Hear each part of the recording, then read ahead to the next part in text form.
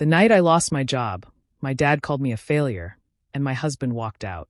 Please stay with me as I tell you my story, and please do not forget to support our channel by subscribing, liking, and sharing with your loved ones. My name is Emily Carter. I was 32, and I thought loyalty mattered.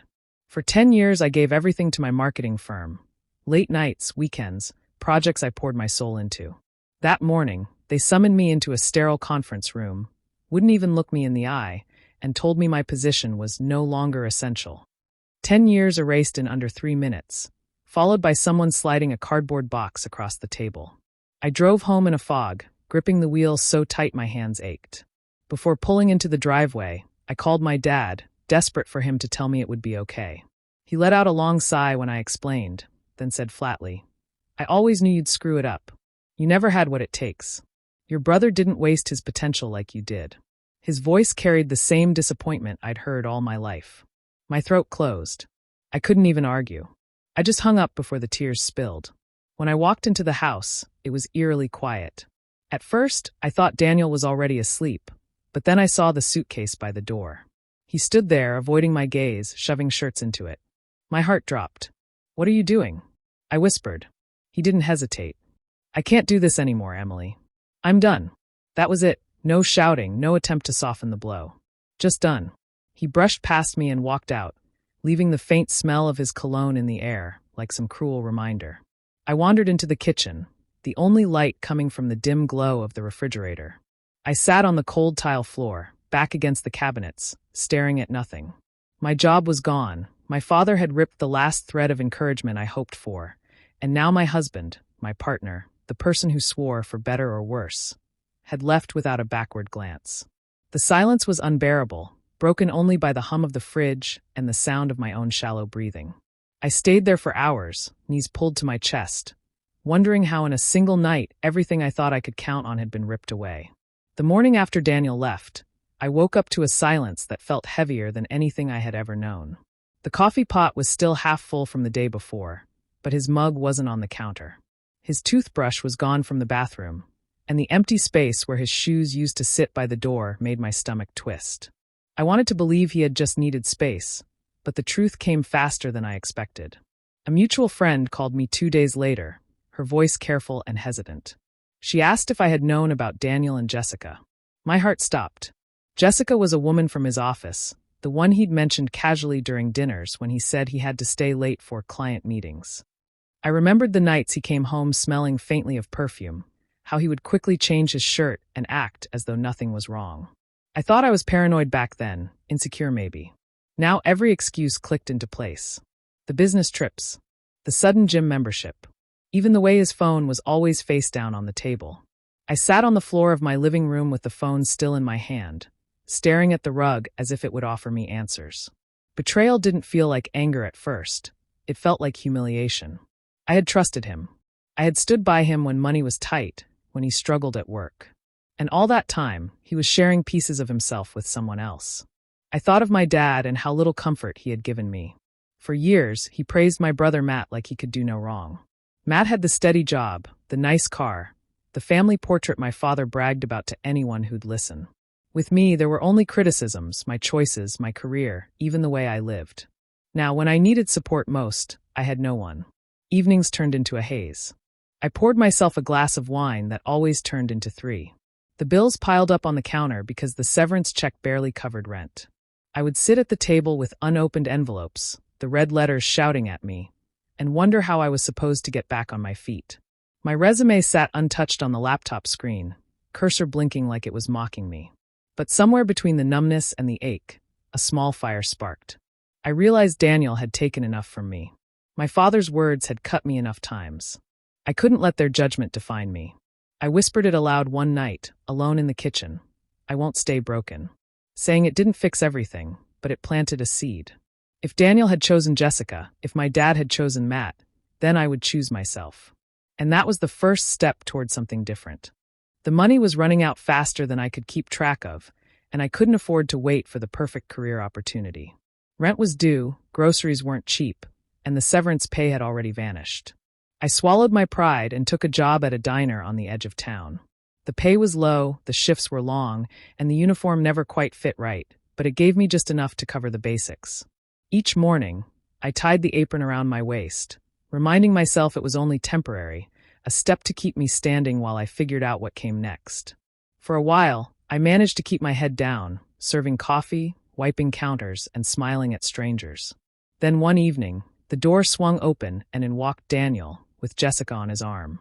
The two of them laughed as they slid into a booth, and when their eyes met mine, the smirk on his face nearly knocked the air out of me.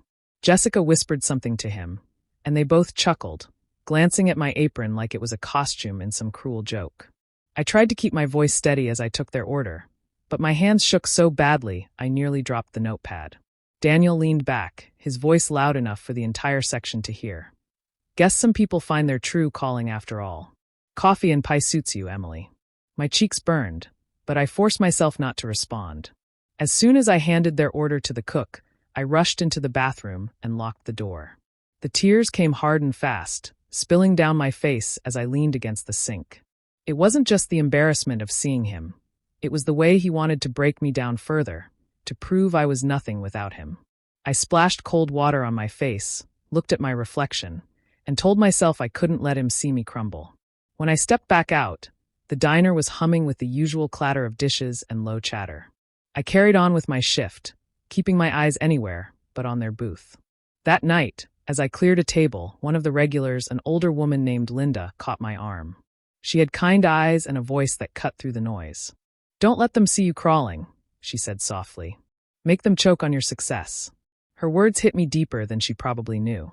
I had been so lost in the weight of failure, so tangled in shame, that I hadn't thought about the possibility of turning pain into something sharper, something stronger. As I finished wiping the tables, I held on to her advice like a lifeline. It was the first time in weeks I felt a flicker of strength return. A plan hadn't formed yet, but inside me a spark had lit, a hunger to rise, not just survive. The diner kept me afloat, but I knew I couldn't spend the rest of my life carrying plates and filling coffee cups. I needed something more, something that belonged to me. After a long shift, I searched community boards and found evening classes in business management at a local college. The tuition wasn't cheap, but I signed up anyway. It felt like a risk, but I told myself it was an investment, not just money disappearing. Walking into that first class, I was nervous. Most of the students were younger, but I kept my head high and found a seat near the front. That's where I met Michael.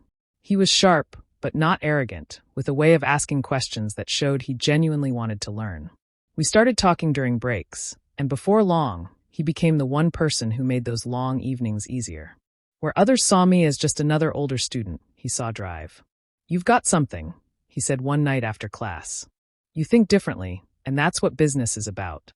His encouragement planted an idea I had buried for years. I had always loved baking. It was the one thing that calmed me when life felt out of control. Back when Daniel and I were married, I'd spend hours in the kitchen, experimenting with recipes, bringing treats to neighbors. He brushed it off as a hobby, nothing worth taking seriously. But with Michael pushing me to think bigger, I began sketching out a plan for a small bakery business, starting online to keep costs down. Cakes, cookies, pastries, all handmade, all with my touch. The thought of turning something I loved into a livelihood filled me with a kind of hope I hadn't felt in months.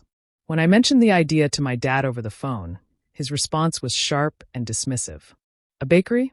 That's ridiculous. You're wasting your time and what little money you have. You'll fail again, just like always."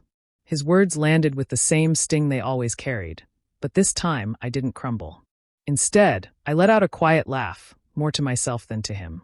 For the first time, his doubt didn't break me. It fueled me. Each night after class, I stayed up late at my kitchen table, scribbling numbers, costs, and recipe ideas. Michael offered to help me with the logistics, showing me how to structure things properly, how to make sure I didn't just dream but executed. The days were exhausting. Mornings at the diner, evenings in class, late nights baking samples. But exhaustion felt better than hopelessness. The plan wasn't perfect yet, but it was real. And for once, instead of being paralyzed by fear, I felt something entirely different. I felt ready. The first real chance came from a small cafe a few blocks from my apartment. I walked in with a box of cupcakes, my hands trembling as I asked the manager if she might try them. She looked skeptical at first, but after one bite, her face changed. By the end of the week, she placed a small order for her shop. It wasn't a fortune, but when I saw my pastries lined up behind the glass case, something inside me shifted. For the first time in months, I felt useful again. Word spread slowly but surely. A few cafe customers began asking for my contact information, curious about custom cakes. I stayed up late filling small orders, measuring flour with care, decorating each piece as if it were the most important one I'd ever make. The money wasn't much yet, but every dollar felt earned with my own hands. Each order was proof that I could build something beyond the walls of that diner. Michael noticed how serious I was becoming and started helping me more closely. He offered to handle parts of the business side that overwhelmed me. Things like setting up spreadsheets, tracking expenses, and creating a simple website. What began as friendship slowly turned into a partnership. He didn't just talk about potential, he showed me how to reach it. Whenever I doubted myself, he reminded me of how far I had already come. Having someone who believed in my vision made the long nights feel less lonely. Not everyone was supportive, though. One evening, as I carried bags of flour up the apartment stairs, I ran into Daniel. He looked polished, as if life had handed him comfort while I was dragging heavy supplies. His eyes swept over the bags in my arms before he smirked. "Baking cookies won't pay rent, Emily," he said casually, as though his words were nothing more than friendly advice. The tone was sharp, meant to sting. I didn't answer him. I kept walking, letting the silence do the talking. Inside, though, my chest tightened, not from pain, but from a rising determination. I made a quiet promise to myself that night. One day, he would see me succeed. One day, his words would no longer matter because my actions would outshine every insult he ever threw at me. The small victories weren't just about money or orders. They were about reclaiming pieces of myself that had been buried under disappointment and betrayal. Every cake, every satisfied customer, every late night spent perfecting a recipe added to the foundation of something bigger. For the first time in a long while, I could see a future that was mine to shape, and I wasn't about to let anyone take it away. Daniel's perfect image didn't last long. I began hearing whispers from people who still worked at his company. The woman he left me for, Jessica, had started seeing someone else behind his back. It didn't surprise me. If he could betray me so easily, why would she treat him any differently? On top of that, the promotion he had been bragging about slipped through his hands. A coworker took the role, leaving him bitter and restless. The man who once acted untouchable was suddenly stumbling. He drank more, called out of work, and looked nothing like the confident husband who walked away from me that night. I didn't seek these updates. They just found me through casual conversations with people who knew us both. Each time I heard his name now, I felt less pain and more distance, as if he belonged to another lifetime. One night, close to midnight, a loud knock shook my apartment door. I opened it, and there he was, reeking of alcohol, hair messy, eyes bloodshot. He leaned against the frame, slurring my name. "Emily, I made a mistake," he mumbled, trying to steady himself. "I shouldn't have left. You're the only one who ever cared about me. Please let me in." His voice cracked in a way I had never heard before. For a moment, I just stood there, staring at the man who once shared my home, my bed, my future. He was broken, but not because of me. He had destroyed himself with his choices. The part of me that once would have softened was gone. I didn't raise my voice or throw his betrayal back at him. I simply stepped back, met his eyes, and quietly closed the door. That silence said everything. The lock clicking into place was louder than any argument. I leaned against the inside of the door for a second, not because I doubted my decision, but because I realized how free I finally felt. He had no power over me anymore. The very next morning, I got a call from a local event planner who had sampled my pastries at the cafe. She wanted me to cater a large anniversary party. It was the biggest order I had ever received, and it felt like the universe had handed me a clear message. While Daniel was falling apart, I was building something steady. I stood in my kitchen surrounded by bags of flour, trays cooling on the counter, and a notebook filled with orders. For the first time in years, I wasn't haunted by what I had lost. Instead, I was focused on what I was gaining.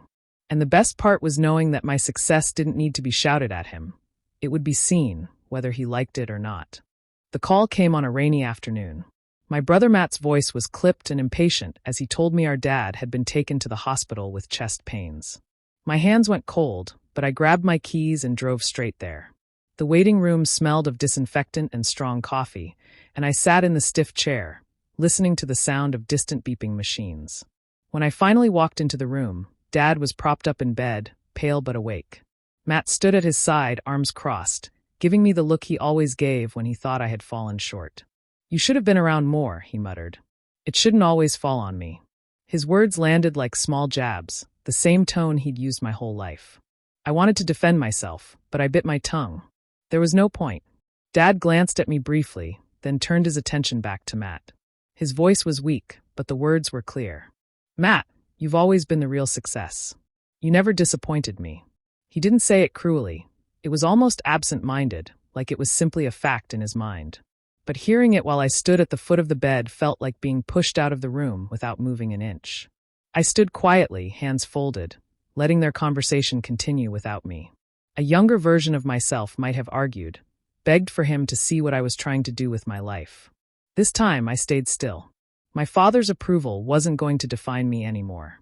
He didn't know about the orders I was filling, the late nights building something from nothing, the customers asking for more.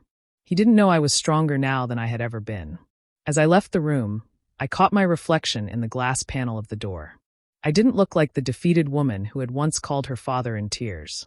I looked like someone carrying her own weight, quietly determined. The best response to their doubts wasn't words, and it wasn't a fight. It was proving through my life that I was more than what they believed. Walking back into the cool evening air, I breathed deep and let the hospital smell fade from my clothes. I knew my father would never truly see me, and Matt would never stop comparing. But I also knew something they didn't. I was no longer chasing their approval. My revenge wasn't loud or cruel. It was living well, building something real, and refusing to crumble under their judgment. That was enough. The small orders kept piling up until my tiny kitchen could no longer keep up. I was juggling trays on every surface, writing notes on scraps of paper, and running out of storage space. It was exhausting but also thrilling. That was when Michael suggested I think about moving into a proper space. At first, the idea felt too big, almost impossible, but the numbers we had tracked showed the business could handle it. After weeks of searching, I found a narrow storefront on a busy street. It needed work, but the rent was just within reach. I signed the lease with shaky hands, feeling like I was finally stepping into a new chapter. The following weeks were filled with paint cans, cleaning supplies, and long nights arranging every detail. Michael and I hauled furniture, set up counters, and tested ovens late into the night. I wanted the place to feel warm and inviting, the kind of shop people would step into and immediately feel at home. When the last coat of paint dried and the shelves were lined with pastries, I stood in the middle of the room and almost couldn't believe it was mine. On opening day, the bell above the door jingled nonstop. Neighbors came in, curious about the new shop, and soon the smell of fresh bread and sugar pulled in even more. Some of my old co-workers from the marketing firm showed up, offering supportive smiles and buying more than they probably needed. But the moment that caught me most off guard was when Linda, the older woman from the diner, walked in with a small bouquet in her hands. She hugged me tightly and said, "I knew you'd find your way."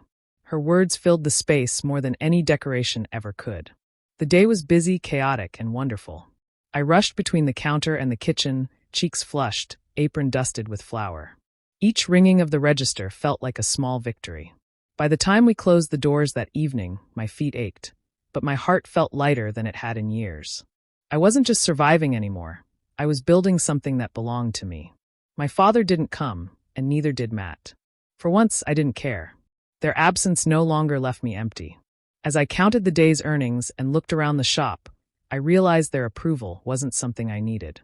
I had created a life that stood on its own, and the people who mattered were the ones who walked through my doors with open hearts, not closed minds. That night, when I turned the key to lock the door, the glow from the sign reflected in the window. For the first time, I felt truly visible, not because someone else noticed, but because I had stepped fully into my own light. Business was steady, and months slipped by faster than I realized. The bakery had become part of the neighborhood, with familiar faces returning each week. I was busy arranging trays one afternoon when the door opened, and in walked Daniel with Jessica by his side. They didn't look polished anymore. His shirt was wrinkled, and her smile seemed forced. Still, they carried themselves like they were walking into a place they owned. Jessica looked around with narrowed eyes, and Daniel smirked like he had stepped back in time, as though seeing me in an apron was proof he had been right about me. "So this is it?" he asked, his tone dripping with sarcasm. All that work just for a little bake shop? Jessica let out a short laugh, leaning against the counter as though my space was beneath her. I didn't flinch. I simply wiped my hands on my apron and answered with calm. Yes, this is it. And this weekend, I'm catering a private event for Mr. Whitman. Their smiles faltered. The name was familiar to both of them. He was the CEO of Daniel's old firm. Jessica rolled her eyes. Sure you are. I'm sure he orders cookies from every small-town shop. Her voice was sharp, but her confidence cracked when I reached under the counter and pulled out the signed catering contract, neatly folded in a folder. I set it down without another word. She leaned forward, reading the document carefully, and her laughter died on her lips. Daniel's face tightened, his jaw clenching as he realized I wasn't bluffing. For a moment, no one spoke. The air between us shifted, and the mockery drained from their expressions. I didn't need to say anything else. Their silence was enough. I just gave a polite smile, picked up a tray of pastries, and walked back toward the kitchen, leaving them standing in the middle of my shop with nowhere to put their pride. When I glanced back once more, Daniel's shoulders slumped, and Jessica avoided my eyes completely. They left without another word, the sound of the door chime marking their exit. As I stood behind the counter again, arranging the next order, I felt no anger, no desire to gloat. The revenge was already served in the simplest way possible, through proof. They had doubted me, dismissed me, and tried to make me small. Yet here I was, working for the very people who once overlooked him. It wasn't a victory I needed to shout about. Watching their faces fall was enough. Success had spoken louder than any argument I could have given. The weeks after that encounter felt lighter. I no longer carried the same weight I once did, and for the first time in years, my days weren't defined by what anyone thought of me. The bakery had grown into a place people gathered not just for food, but for comfort. Children pressed their noses to the glass case, couples lingered over coffee, and neighbors stopped by to chat while picking up bread. It was more than a business now. It was a part of me, something I had created with my own hands. I didn't think much about Daniel or Jessica anymore. Their choices had burned their own path, and I had no reason to look back. Even my father's voice in my head was quieter. I realized I had been chasing approval that never truly existed. Standing in my shop each morning, surrounded by the smell of warm bread and sugar, I understood that dignity wasn't something handed to me. It was something I had claimed.